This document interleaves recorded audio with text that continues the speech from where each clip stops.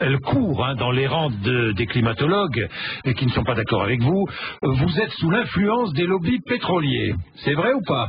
Je dis, c'est évidemment faux, c'est même diffamatoire tant que ça n'est pas prouvé, et on peut prouver que ça n'est pas le cas. Je dis, ça me fait sourire. Aux États-Unis, c'est le cas. Mais non. Alors je vais vous dire autre chose. Vos questions sont si riches que vous appelez des dizaines de réponses de questions. Je vous ressors un principe que mon papa m'a appris quand j'étais petit et que je crois. Le pourcentage d'imbéciles est le même dans tout sous-groupe humain et c'est le groupe le plus nombreux qui en a le plus grand nombre. Donc la majorité politique du moment est celle qui a le plus grand nombre d'imbéciles et de gens intelligents si on applique cette statistique. Donc ce que je dirais, c'est que des gens honnêtes, malhonnêtes, idiots, vendus à tel trust, il y en a exactement le même pourcentage de part et d'autre. C'est évident qu'il y a des trusts pétroliers qui doivent financer ce genre de choses. C'est aussi évident que les trusts pétroliers qui ont parfaitement compris l'intérêt de s'attirer les écologistes vous font maintenant des pubs vertes. Vous regardez les pubs de Total, etc. C'est merveilleux. Vous avez l'Antarctique, vous avez de l'air frais. Non mais je veux dire une chose. J'aimerais bien que les pétroliers me donnent de l'argent. Ça me dérangerait pas du tout. Ils financent mon labo. Copenhague ne sert à rien? Je ne sais pas, parce que je connais mal le processus de Copenhague dans lequel j'ai pas été invité, auquel j'ai pas d'ailleurs besoin de participer. Je pars demain à un vrai congrès scientifique à San Francisco, qui est le grand congrès mondial de géophysique qu'on tient chaque année. Ça veut dire que tous les grands chefs d'État, de gouvernement, enfin grands entre guillemets, chefs d'État, de gouvernement ou autres se trompent, nous trompent.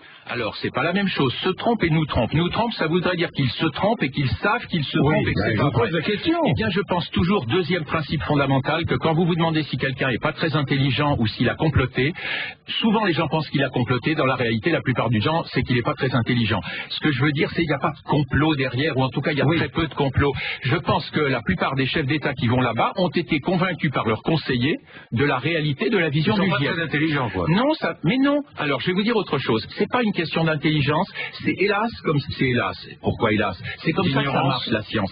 Ça me mènera peut-être au dernier point que je vais pouvoir aborder avec vous. C'est la notion de consensus. Ces chefs d'État, le grand public, vous, les journalistes, pas vous personnellement, vous majoritairement jusqu'à il y a quelques mois, vous pensez, et je pensais moi, il y a 4 ans, que la version du GIEC est juste. Je l'enseignais à mes étudiants. Je n'avais pas travaillé dessus, ça me paraissait tout à fait raisonnable. Qu'est-ce qui se passe en fait? Si vous réfléchissez au processus GIEC, c'est ça qui est étonnant.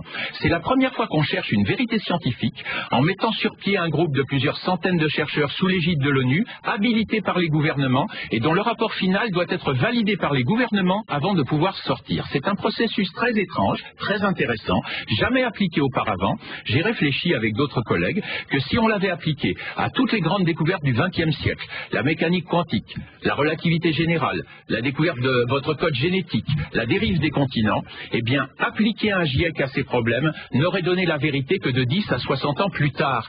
La vérité ne sort pas du vote démocratique de 2000 scientifiques. Bon, alors Vincent Courtéau, j'ai une dernière question. Faut-il limiter nos émissions de gaz carbonique, de CO2? Oui, absolument, c'est très raisonnable pour d'autres raisons. Et c'est ça le problème, c'est on mélange tant de problèmes que... Pour quelle raison c'est raisonnable? Pour quelle raison? La principale n'est pas liée au gaz carbonique dans l'atmosphère, elle est liée au pétrole. Il est absolument juste, et ça le géologue que je suis peut vous le dire, que les réserves en pétrole en ont, alors les gens débattent de la chose pour quelques dizaines à au mieux 1 siècle, les réserves de charbon 1 à 4 siècles suivant la nature du charbon. Oui, il faut faire attention. Deuxième